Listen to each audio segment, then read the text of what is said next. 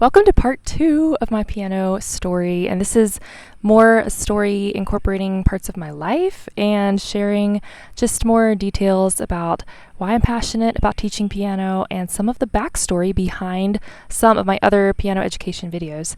So especially this one is going to cover the backstory behind the Circle of Fifths video. There's a whole story on why I made that video and the revelation that there was this aha moment when I was taking lessons and then when I was learning a couple of other things at the same time that just clicked, and it made all those things come together at just the right time. So today I'm going to share that backstory, and this is also a direct follow-up of my piano story from the first video where I talked about the mindset and the reason I enjoyed practicing so much from age 8 up until age 14. And then that video left off when we got to about age 14, and then I said there was something that happened at age 14, and I'm just going to follow that up in another video. So here we go today. We're going to jump in right at when I was taking classical lessons. It was learning how to read sheet music, going through all of the Faber and Faber piano series, which I love their series. I teach my students with most of that series, and I think it does a really good job explaining how to read sheet music and getting a student comfortable from day 0 to playing any song in any key. I think it does a fantastic job of that. And also I find that the songs are very musical. So instead of just staying on a certain spot on the piano, or instead of both hands just staying on a certain chord, it has a lot of songs that develop a student's skills in moving to different octaves, and it's just a fantastic curriculum, I have found. But there was this time when I was 14. I had just finished going through, I was about at level 5, so about at the last book of the Faber series. And when I got to the last level of the Faber and Faber lesson books, performance books, theory books, they had this page that explained the Circle of Fifths.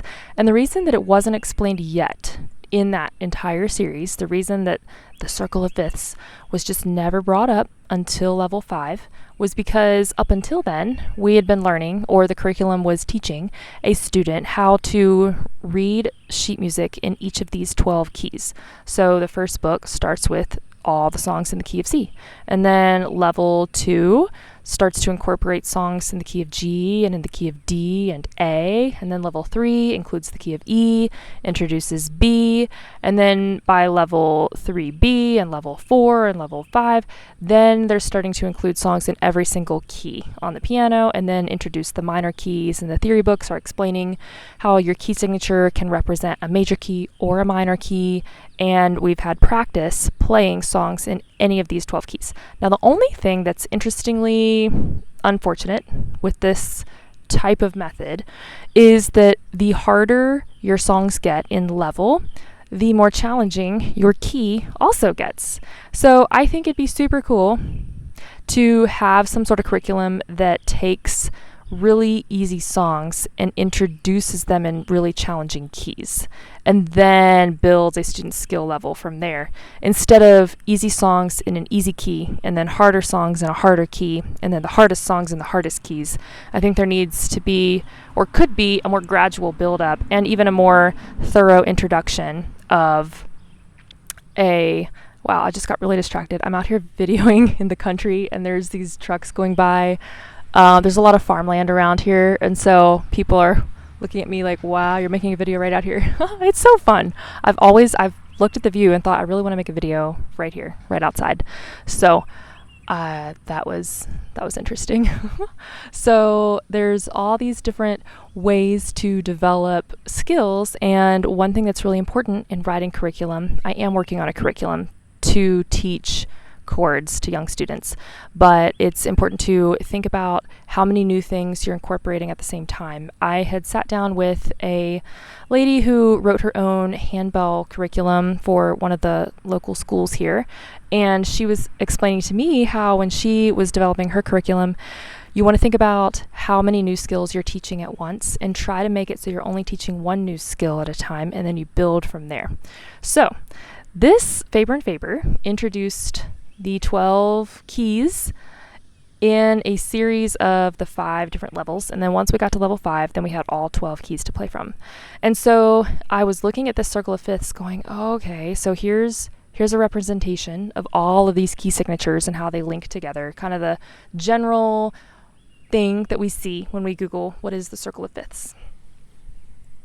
Okay, so then at that same time, I was going to a church where they played a lot of the Christian contemporary music, and it had a small worship team, and they also had this lady playing piano chords on the worship team. And the way that she would play, I just thought was so, so beautiful.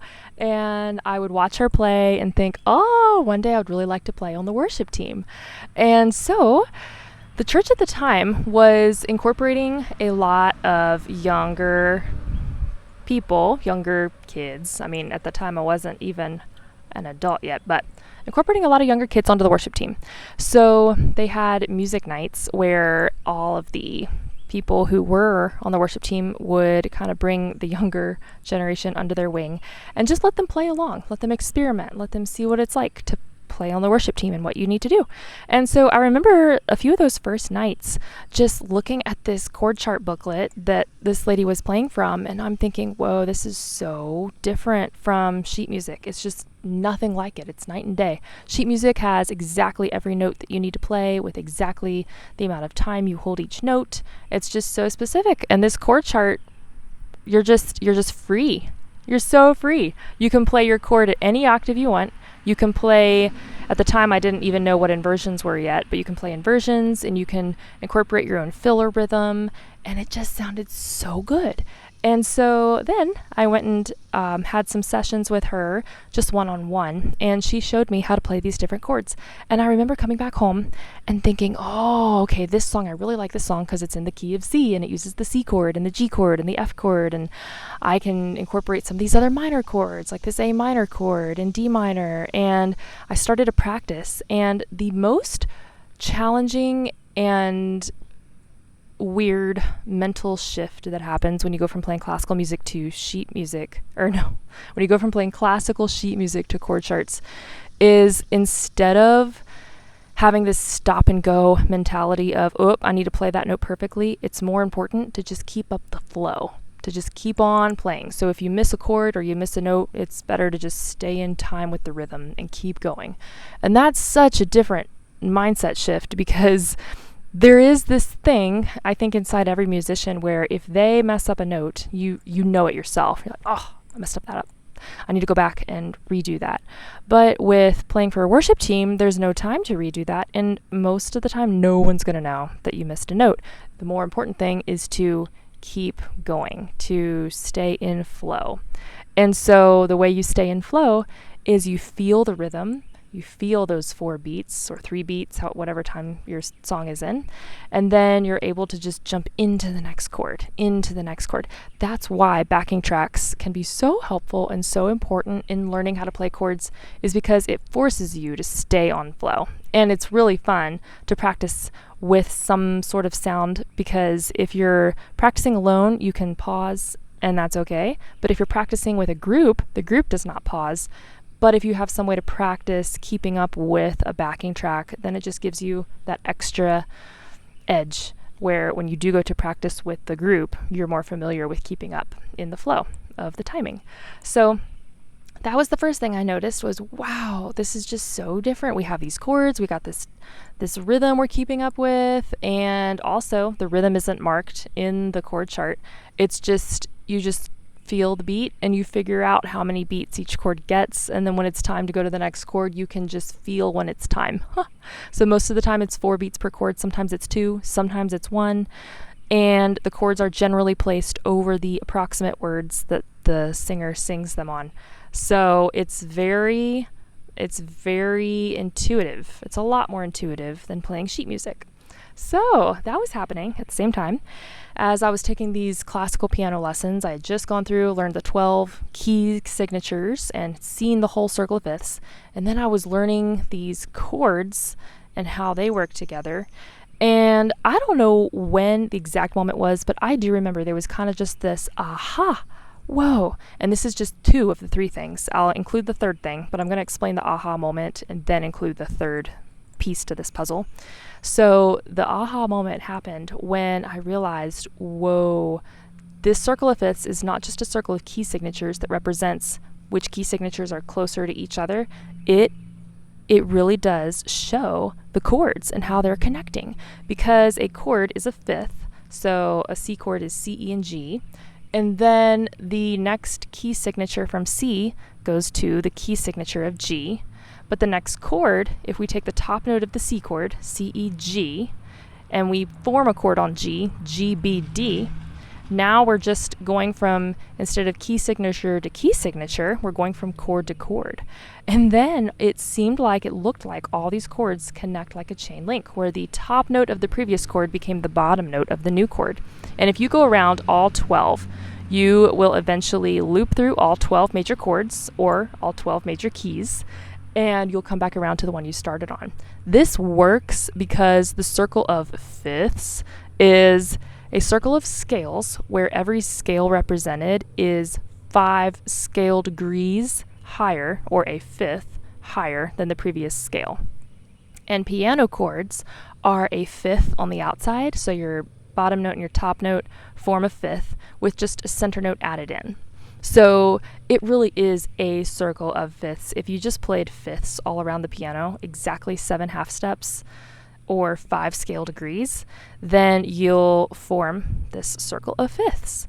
And this is where there's a debate on whether it's better to learn scales first or chords first. And I think the reason why scales are taught first is because we have this mentality that in order to play a chord, we have to derive it from a scale. So we have all of our scale degrees, 1, 2, 3, 4, 5, 6, 7, and then a chord is scale degree 1, 3, and 5. And this makes up for the challenging sharps or flats that get into the more complicated key signatures.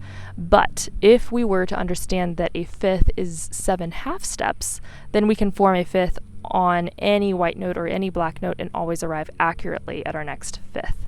So you can learn chords by just learning the chords themselves and then learning how they loop all together in the circle of fifths and then back with scales. Or you can learn all your scales and do a lot of memorization and a lot of years of learning sheet music and then derive your chords from there. But I think that's the reason why the circle of fifths is not commonly taught, is because there's this belief that we have to have all 12 scales memorized first and then we can learn the chords behind that. But I think you can just teach the chords. Well, I have taught a lot of students just the chords, a lot of young students, a lot of elementary students, just the chords, and then they've just taken off and have been able to play a lot of chord charts from that. Okay, so now the third thing that happened in this whole journey was, okay, I'm realizing with these outside videos, I'm sitting on my knees and my feet tend to get really numb. That happened in the first video. It's kind of happening again. So the third thing that happened, I'm going to sit like this, I think. So much better. The third thing that happened in this whole journey was I was taking piano lessons, classical piano lessons, still continuing that, and I was also learning how to play chords on the worship team. But I was also singing in choir. And in choir, we learned solfege. Do, re, mi, fa, sol, la, ti, do. And when we learned solfege, we also learned how to see a song in solfege and then sing it in solfege. So, do, la, sol, mi, fa, sol, la, sol. We would be able to see the pitches in our head, sing them, do the hand symbols. And every week we had to learn and perform just one-on-one to our instructor this new solfege song. And that really developed my ear training to be able to hear a pitch and know where that pitch fell on the scale. So solfege is kind of like the Nashville number system in that instead of numbers, 1, 2, 3, 4, 5, 6, 7, and then 1 or 8, then instead of numbers to define the pitches of your scale, we have these other words, do, re, mi, fa, sol, la, ti, do, which is in the Sound of Music. And we have these hand symbols that also correlate to whichever pitch we're singing. And so it's a way to show which pitch we're singing. It's also, since you're going up and down kind of on an imaginary scale here, do, re, mi, fa, sol, la, ti, do. It goes up and down. You want to make sure you're placing the right note at the right spot. It's a very visual way to see where these notes are falling on the scale. And then also, it's a way to understand the concept of movable do. So movable do versus fixed do. There's this idea in some music theory that we have fixed do, which means C is always do, and everything else is based on the fact that C is do, and D is re, E is mi, F is fa. It's just all based at C, the key of C. But movable do says that whichever key we're in, whichever scale we're using, that starting note of that scale is do. So if we're in the key of A is do. Do, re, mi, fa, sol, la, ti, do. Or if we're in the key of D is do. Do, re, mi, fa, sol, la, ti, do. And this allows us to place do at different spots on the piano. It allows us to understand that the ratio stays the same. So we have 12 different scales, but our solfege song, if we play it on any different key, it's going to sound like the same song, but it's going to be higher or lower. This is why we can sing Happy Birthday, and we can sing it at different pitches. And we've all been to a party where everybody starts Happy Birthday too high or too low, and the whole crowd is just a mess. But this does come from the concept of different keys and different pitches and different spots on the piano being do. So you can sing a song anywhere on any key, and oftentimes in worship team music they'll place it in different keys because it works better for the singer's vocal range. So I just loved the concept of movable do because it allowed me to go back home and not only take the knowledge that classical piano lessons gave, which is we have these 12 scales, we have these 12 key signatures, and I understand how all those work together, but also how the chords fit into that. But then if we pair a melody onto that or with that, then we have this song with a melody that we can begin to play by ear. So if we can find the melody via solfege and then play that and incorporate the chords underneath that and play in time with music, then we're just playing this song that a lot of people recognize, and it seems like we're playing by ear, but what we're really doing is understanding what key we're in, understanding the chords that go with that key, and understanding the melody of that song in terms of solfege. So you can hear it in your own head first, know where it falls on any given scale, and just instantly play that melody. And we're so-called playing by ear. This is what I'm so passionate to teach. I really, really, really believe that it can be taught through systematic steps, just taking a student through that same journey of understanding scales, understanding chords, and understanding movable do, ear training, finding that melody, and putting it all together. So this is the backstory behind one of my YouTube videos, which is it's called The New Circle of Fifths. Have you seen The New Circle of Fifths? And the reason it's called The New Circle of Fifths is because every image, like if you just Google the circle of fifths, it's going to come up like a circle of key signatures. And it is a circle of key signatures, but I like to have it visible in my mind as a circle of literal fifths on the piano. So we have one key played a fifth higher than the next key and so forth. And if we just fill in the center note of all those fifths, then we see how all the chords connect. And then there's even a really cool way to see how the relative minor chords fit with the circle of fifths. We could go on and on. I think I should do another video on the detailed analysis of the circle of fifths, because you have your circle of fifths, but then if you pair every major chord with its relative minor chord, then the minor chords form the exact same circle of fifths. It's just twisted a little bit. And then if you form a circle analyzing every sharp that's added to the right and then every flat that is added to the left, if you pair all that together, you'll see that that forms the identical circle of fifths but twisted, because we have F sharp and then we have C sharp and then we have G sharp and then we have D sharp, and we see all the sharps forming the exact circle of fifths as well. It's just amazing how much of a pattern the circle of fifths creates again and again and again. It's got a lot of sevens, a lot of 12s. Every scale is 7 scale degrees. Every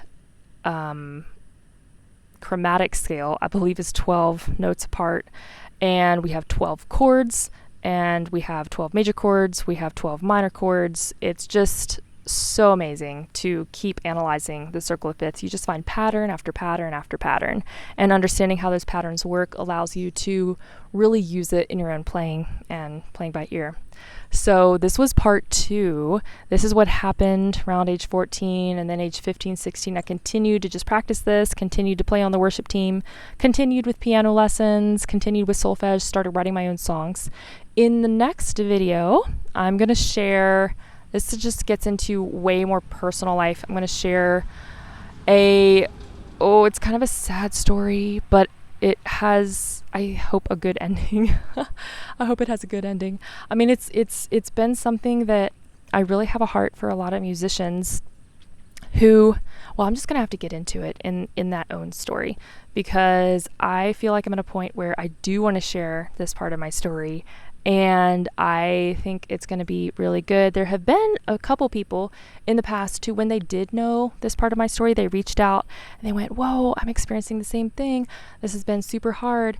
And I, for the longest time, didn't really share about this because it just didn't seem like something that you look at someone who plays piano, you look at somebody who teaches, and you just don't assume that they've had the struggle they've had. And so I'm going to go into that part of my story in the next video. But I've really been enjoying making these story videos out here in the green grass, in the country, with the birds singing. It's been really fun. So hope you follow along for part 3, and I'll see you there.